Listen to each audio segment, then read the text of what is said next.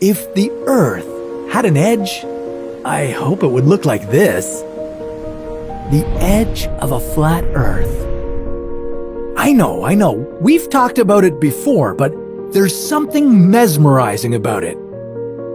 A flat Earth solar eclipse? Diagonally growing trees?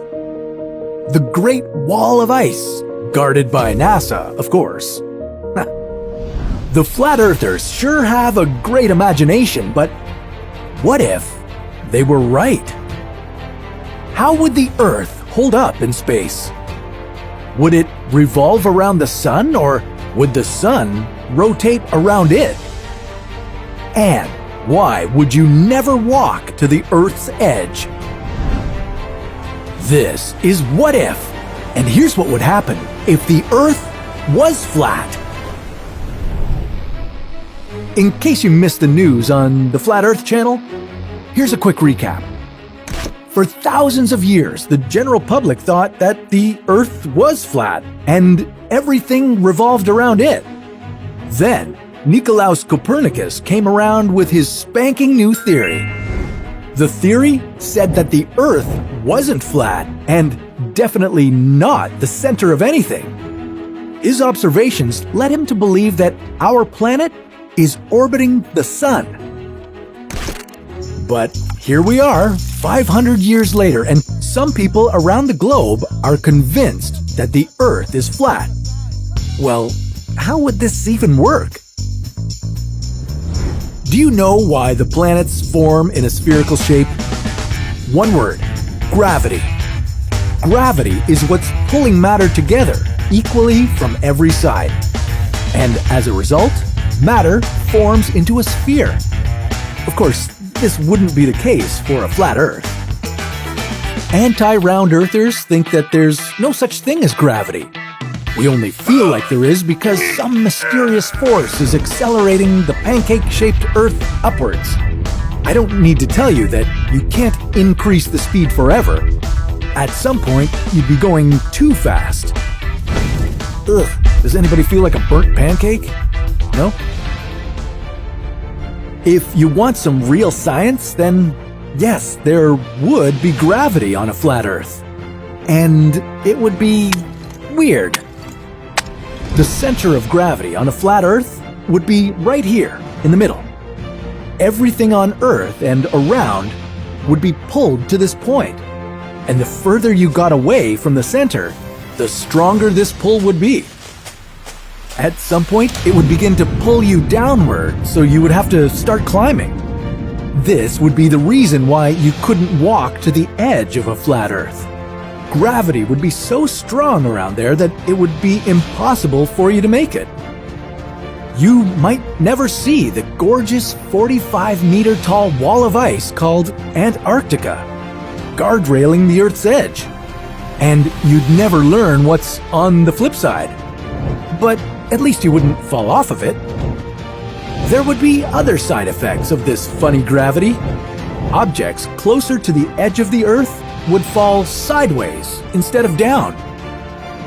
Gravity would also make trees grow diagonally on most of the pancake-like Earth, because they'd be reaching against the pull of gravity.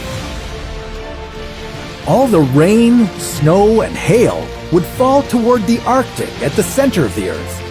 The precipitation would converge and start to build up. The oceans would get sucked to the center of the disk too, and form one big ocean in the middle. A big concern would be the air pressure on a flat Earth. Gravity would draw too much air toward the Earth's center, leaving the areas around the edge with no air pressure at all. That would be bad because people living in a flat Earth Australia wouldn't have enough oxygen to breathe. And if you lived closer to the middle, where the Arctic would be, you'd be crushed by the weight of the atmosphere. But not for long.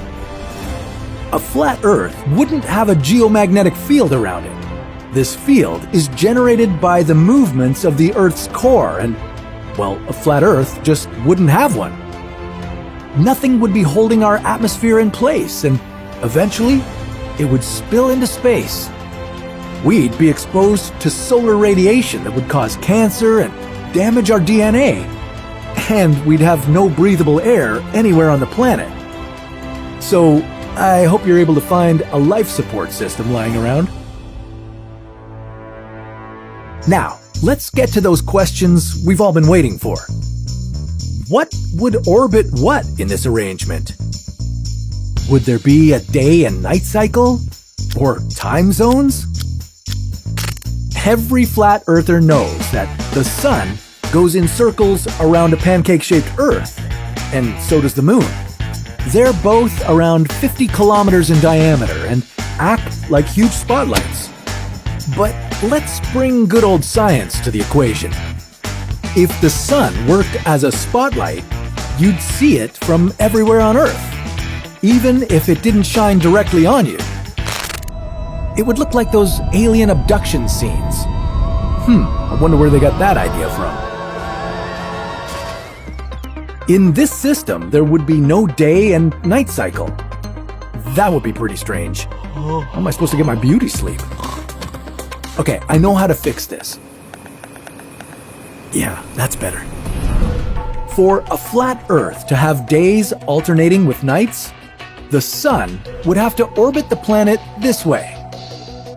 When the sun was up, the entire planet of Earth would experience daylight, and when the sun went down, the Earth would fall into nighttime.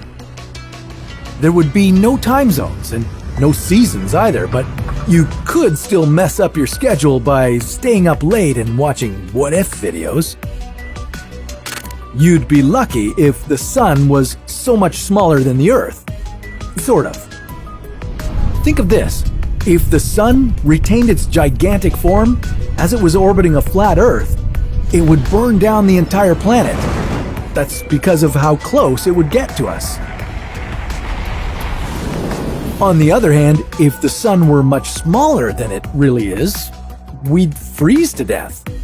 That's because the flat Earth would have nearly 2.5 times the surface area of our round Earth. We'd be getting only 1/3 of a regular-sized sun's energy. That's not enough for life on a flat Earth to exist. And we haven't even talked about this yet. The lunar eclipse. Flat Earth disciples believe in some kind of anti-moon that's responsible for these. On our round Earth, lunar eclipses happen when the Earth lines up between the sun and the moon. If that was the case for a flat Earth, this is how those eclipses might look. And even that would require some very special alignment. So, if the flat Earth conspiracy turned out to be true, that our globe was indeed photoshopped and GPS devices were rigged for some financial gain, well, that would open up a conversation to other conspiracy theories. Unfortunately, many people, including the flat earthers, are living in a state of cognitive dissonance. That's when their thoughts and beliefs aren't quite consistent and don't always represent reality. I mean, we are constantly exposed to pseudo-evidence that can support any theory at all, even if it falls flat with a bit of logical thinking. If Copernicus had spent 10 hours on YouTube watching flat Earth conspiracy videos, even he might have admitted he was wrong. And have you seen an Earth shaped like a donut? Well, that's a story for another What If. I might have overused the word round in this one.